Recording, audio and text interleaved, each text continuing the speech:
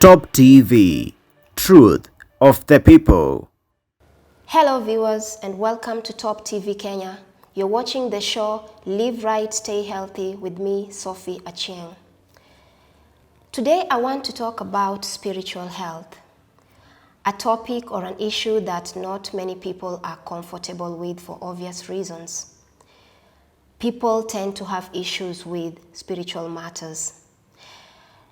The reason I settled for this particular topic is because of something that I was pondering over: the coronavirus pandemic.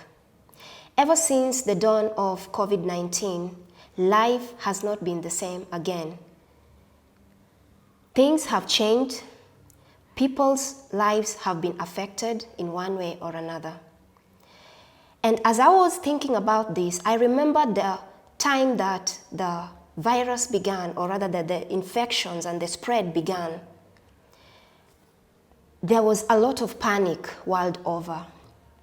Borders were being shut, people were sick, many were dying, hospitals were overwhelmed, businesses were flopping, careers were ending, families were being broken, and the normal family life where people could hug and talk was being interfered with because of the social distancing issue and the sanitization and things like that. All of a sudden, life was not business as usual. And it got me thinking, how could such an era come into humanity? But what transpired later on is actually what inspired me the most to talk about spiritual health or our spirituality. As things were getting out of control, the best of doctors, the most sophisticated of doctors, the best of modern technologies were not doing anything much to save lives and to help people. People came to a point of realization that something was amiss. Something more than doctors, something more than technology, something more than what they had put their trust and beliefs in, the health structures of the world, were not enough to curb the situation. And so people reached a point of brokenness. They were brought back into realization that there was a link that they had to go back to. They had to think, how could they get themselves out of this?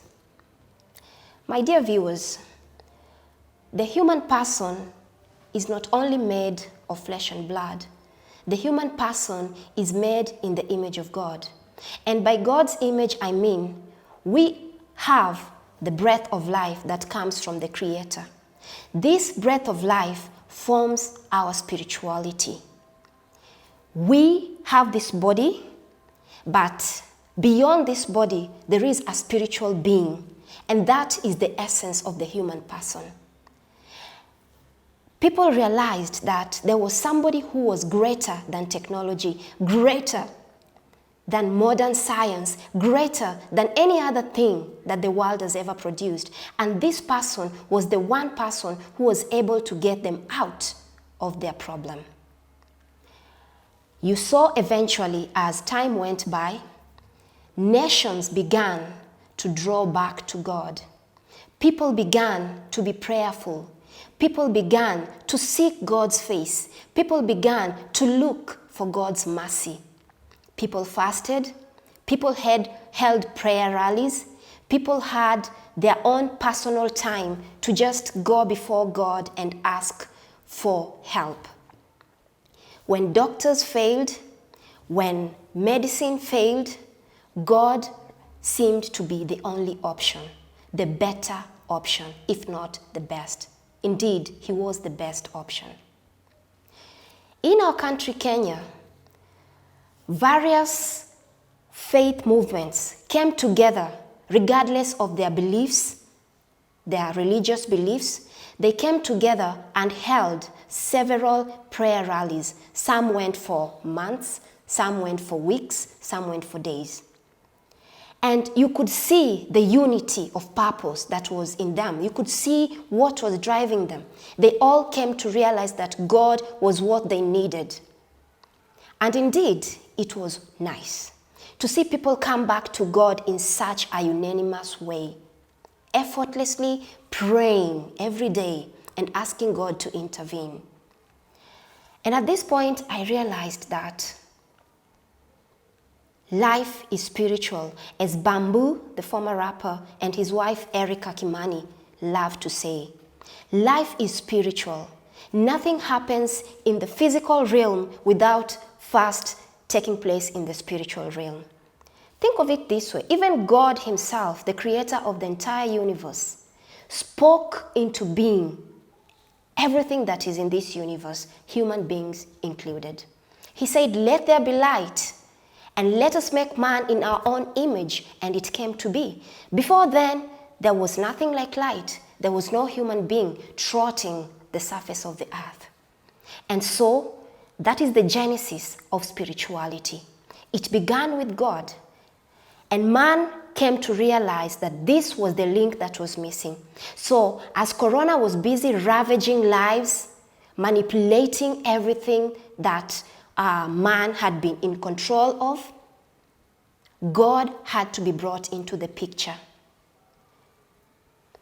It was painful to watch nations like Italy, Spain, and others that I may not mention fall tragically to this pandemic, hopelessly, losing doctors who patients entirely depended upon to cure them, to save their lives. They themselves were dying in their numbers. Where would these patients go? We have become the masked generation thanks to coronavirus. We cannot leave the house without a mask. It's actually considered a crime to be in the public domain unmasked, because you're not only making people uncomfortable, those ones who have masks on, but you're also breaking the law. We have to sanitize. We have to wash our hands. We have to keep distance or socialize in distance. And at some point I was asking myself, this thing to do with social distancing. We can do it in the public and follow it to the latter. But when you go back to our homes, how are, for instance, and no pun intended, how, for instance, do a couple or a man and his wife keep that distance? You have been keeping the distance from the public. When you board the matatu, you make sure that you do not come into close contact with other people. But remember, you're still exposed. And at that time, we were being told that the coronavirus was found, or rather it was in surfaces, like if you came into contact with metal surfaces, I don't know, wood surfaces. There were so many theories about how the virus was spreading. So at the event in which maybe your piece of cloth or whatever, any part of your body came into contact with this and you forgot to wash your hands or to sanitize. Though you kept the distance, you went back home to your wife or your husband, of course your man and wife, when you retire to your private whatevers, how are you supposed to keep that distance? It was actually a myth. It was total confusion. But suffice to say, it's good to keep the guidelines or to follow the guidelines that are there.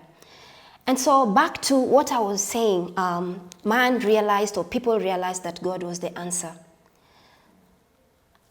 We came together, we made vows, we pledged to God that if the Lord, these were the prayer lines. Lord, save us from this, and we are going to give ourselves to you. Take this virus away and we shall return to you.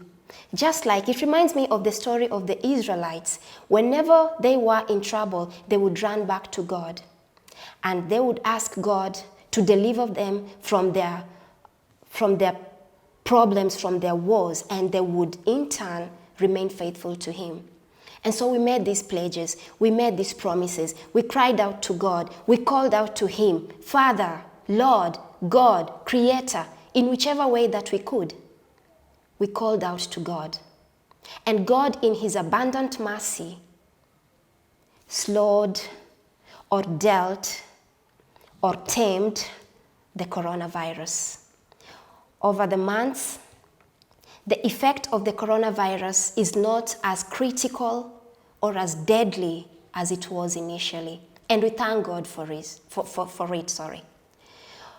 By grace, he has managed to save lives, he has kept us from dying, and he has brought sanity back into existence as far as the virus is concerned. But it is so unfortunate that man, I don't know whether it is because of ignorance or perhaps we just have a short memory, we forget too fast. Suddenly, now that the virus seems to have went down, we have reneged on every promise that we made to God. We have gone back to the very same things that we were telling God we would do away with if he delivered us from this pandemic. People have totally forgotten the vows that they made to God when they were begging him to deliver them from corona. It is unfortunate. If we got to a point where we realized that our spiritual life was the link that was missing and things like coronavirus could eradicate the entire world and only God could help us from that situation, why is it that now that we feel that we are okay, or at least things are getting back to the way they are supposed to be, why are we going back to the old ways? Why are we forsaking God? Why are we taking back those behaviors? Or why are we going back to what we said that we were going to be coming out from? What if something terrible, more than coronavirus, was to happen tomorrow or the day after? What would we have to present before God? What would we tell him this time? What would we say that we haven't told him before and proved not to be serious about it? Let us be wise. Let us be wise, people.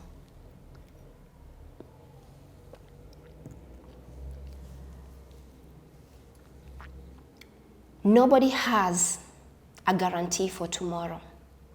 I am not praying for any serious thing to happen to the world. God forbid. On the contrary, I pray that the Lord protects us from further invasions of things such as corona. But as we do that, as I do that, we need to remember we need to be we need to be spiritually fit. We need to be spiritually healthy. By being spiritually healthy, we need to maintain that link that we initiated with God a couple of months ago. Let us not be like dogs who vomit and go back to their vomit. It is not a pleasant thing. Let us maintain that relationship that we created when we went back to God and asked him to help us, so that in case something terrible happens again, we will have that level ground to go to God and ask for help. We need to remember, man is a spiritual being much as he is a physical being. And we need God because we cannot alienate ourselves from God. We are physical beings created by Spirit God. And we need to remain healthy spiritually by doing the things that we need to do, by doing that which is right before the Lord. And may the Lord protect us all from future problems, attacks, and things like corona. Viewers, please remember this. Think about it, ponder about it. As you're busy taking care of your physical health, do not neglect your spiritual health. And remember, God is the key. God, God, God. The buck stops with God. He gives us guidelines the same way the government gave us guidelines on how to curb the virus. The Lord gives us guidelines on how to live our lives. And His guidelines will never be wrong. If we follow them, we will be healthy spiritually, and in essence, we will be healthy physically as well. May the Lord bless you all.